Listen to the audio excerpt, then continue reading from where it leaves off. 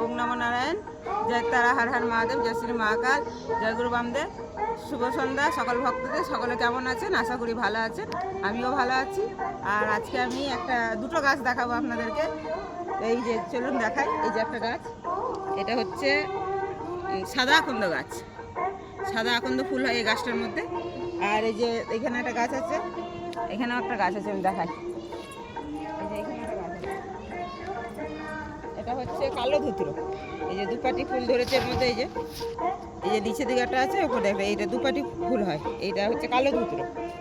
তো এই দুটো শেকড় যদি অমাবস্যার রাতে যদি তোলা যায়, তাহলে যাদের ব্যবসা বাণিজ্য হচ্ছে না, যাদের ব্যবসা বাণিজ্য যারা লস খাচ্ছেন, তাদের জন্য খুবই উপকারী।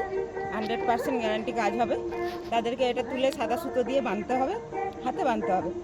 আর যাদের ব্যথা, হাঁটুতে ব্যথা, কোমরে ব্যথা, যে কোনো জয়েন্টে ব্যথা, সারা শরীরে হাড়ে ব্যথা, তারা কোমরে বাঁধবেন কালো সুতো দিয়ে, তাহলে এটা অবশ্যই কাজ হবে।